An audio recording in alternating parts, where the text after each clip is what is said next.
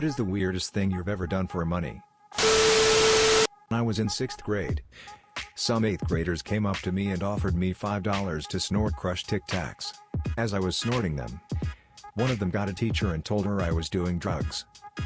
I started crying and explained everything. And after the principal confirmed that they were just Tic Tacs, the 8th graders all got a week of detention. And I still got my $5. Snort, yup, he's right, this isn't drugs. Rub some on his teeth. Lifesavers? No, Tic Tacs. As an adult, client asked me to create a PowerPoint for him for a major presentation he was doing for top secret organization. I owned a web consulting company at the time, but he had been a top client, so I acquiesced. After a while, the modifications and wording become more and more bizarre. He would contact me weekly with new changes and additions, and I soon realized there was something mentally amiss with the gent. I had a connection with his family, and wanted to alert them that he was paying me good money for this odd project, and I didn't want to charge for something that was clearly coming from a delusional state. His wife contacted me and asked if I would please continue working with him, and she would pay my full rate for the service. They were incredibly wealthy, and this was not going to make any dent in their massive fortune. He said the project was making him happier than he'd been in months, and he was focused and staying in one place to work on it, and it gave her a rest from his dementia/Alzheimer's. I figured out a way to keep working with him, still didn't charge my full rate, but learned a lot about maintaining a positive relationship with an older person who is losing their cognitive functions. Which prepared me well for now as my father is heading in that direction. Was paid to watch alternating clips of nature and pornography while a camera in my vagina measured the hue of my vaginal walls to determine the amount of blood flow to the area, which indicates the level of physical arousal. At the same time, I also had to take notes on what I thought about the images I was seeing, rating arousal level. This was to attempt to study the relationship between physical arousal and mental arousal. Winner. Male version is wearing a penile plethysmograph to measure erections while watching girl porn, boy porn, violent porn, etc. They come in sizes to fit the individual subject. I knew female grade students who laughed their asses off, outside the soundproof room where the subject was, when anyone would accidentally orgasm. Sex research, you know. For me, nature is one of the neatest things on this planet. That's why Rodney and I started Nature Walk. Cause we want everyone to know how neat nature is instead of me and Rodney knowing it. Italian man came up to me on holiday in a town near Naples. He asked me to go talk to these two Americans. He gave me €10 to buy them a couple of beers and talk about whatever. No idea why. This sounds like some movie. I wonder if you were a distraction while they robbed the couple's hotel room, or maybe you were involved in some weird money laundering scheme. Ah yes, those highly illegal €10 transaction money laundering schemes. Not like that weird, but when I was 6 or 7 I used to pluck my parents' gray hairs for 10 cents per strand. Dude, WTF, I did the same thing for the exact same price. You guys were getting paid? You guys were getting parents? You were guys? When I was a kid, a neighbor paid me to be a live scarecrow in his garden. My job was to chase the birds and other animals away that might otherwise destroy his garden when he wasn't home to garden. Note, netting helps keep birds away, but it doesn't keep animals like deer, rabbits, woodchucks, etc. from invading the garden. Until I read the last part of the second sentence, I thought that you had a creepy neighbor who literally had you standing in his yard like a scarecrow. In my defense, I thought that it was for a Halloween event. The fuck did you scare a deer away? Those lanky bastards kept breaking into my grandma's garden and would fuck your shit up if they saw you as a potential threat. Edit, taken from all the comments, people seem to be talking about a special kind of deer in the USA. The ones we have in our country, Austria, Europe, are way bigger and probably impossible to fend off with some metodas shared here. I'm no deer specialist, so I can't say for certain if it might work or not, but I sure as hell won't square up against a 180 meters, 6 feet, big deer charging at me. Deer range greatly in size by area, gender, and even specimen. You could probably scare off most deer the same ways you'd scare off a black bear, but if it's a white-tailed deer, most common in the US, an adult male could easily scare it off or otherwise easily fend it off physically if needed. Babysat a rock star before a gig so that he would stay put and not go off into the local area, which he didn't know, looking for drugs. We talked about TV and films. Jonah Hill, is that you? It's called a Jeffrey. Stroke the furry walls. He used to clone rare Pokemon like Mew on the Game Boy game and sell them to other people. I just stripped the transfer cable out while transferring the Pokemon at the right time and we both could keep it. I remember that.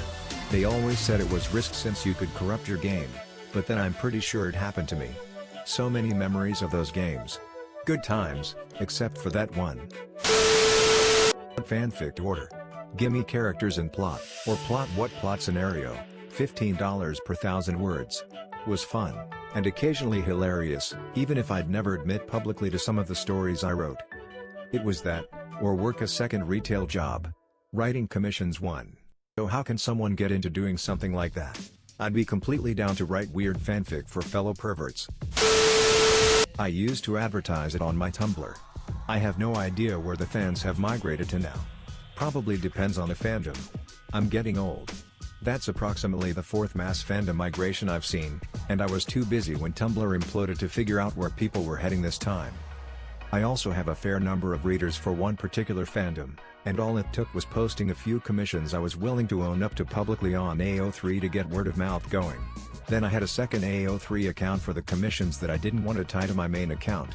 Though I assume this is a fairly open secret, given there were a few dozen people who knew my nom de plume for the extra weird stories for hire. I don't do it anymore because the current day job pays better, and I just didn't have time, but it saved me from having to get a second minimum wage retail job several years ago. Made ends meet. Was fun. Edit to add, be careful of the fandom you do this in. Some TPTB are fine with commissions. Some are not. It's getting more and more acceptable, but you don't want to run afoul of the fandoms that are not okay with fan making some pocket money off their property. I read the book Every Thug Needs a Lady by Wahida Clark. Saw it in Barnes & Nobles and jokingly said to my brother that I would read it for $100 and give him a book report. Son of a bitch, it is the worst book ever written. Care to provide us with said summary? From Ops Amazon Review. Besides being rife with grammatical errors, this book is the most unimaginative, trite, piss dribble ever on page. There is zero plot and character development. The only reason I read this book is because my brother bet me $100 that I would. I can't express deeply enough how truly awful this book is. I've read better literature on Laffy Taffy wrappers. If I run out of toilet paper at my house, I will use the pages of this book to wipe the S off my ass. Do not read this book. Worked retail and I've worked as law enforcement. The number of people that threaten to rape, murder and torch me or my family after telling them they were arrested on felony charges with the normal stipulations that come with that, 0. The number of people that threaten to rape, murder and torch me or my family after telling them I didn't have the shoe they were looking for, 15 plus weekly for 2 years.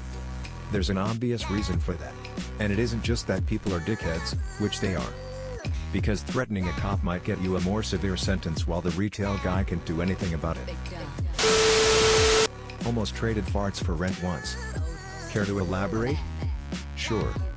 Found a guy online who wanted someone to come fart in his face in exchange for staying at his place. After laying some ground rules, no sex, at least one layer of clothing, etc., and getting to know him for like 3 weeks, I was comfortable enough that he was a decent guy with a weird fetish. It was a really nice house. Rent would have probably been $1,200 for the room and communal areas. He was a young, 30, attractive man, not at all what I had expected. Unfortunately he ghosted.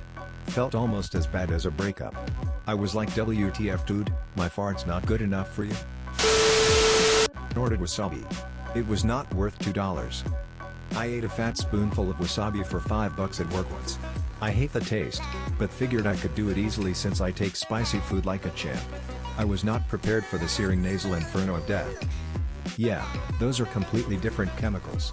If you like normal spicy food, you've gotten used to capsaicin. Real wasabi, the horseradish that makes thick wasabi, and mustard all get their pungency from allylisothiocyanate. Being inured to one does nothing for the other. I transcribed psychology interviews for a friend. I was in college and she was getting her master's in clinical and needed help transcribing interviews with subjects she'd done for her thesis. I said I'll do it for free. She said, no. You'd want to be paid for it, and she did. She obfuscated the subject information and just gave me the dictatape.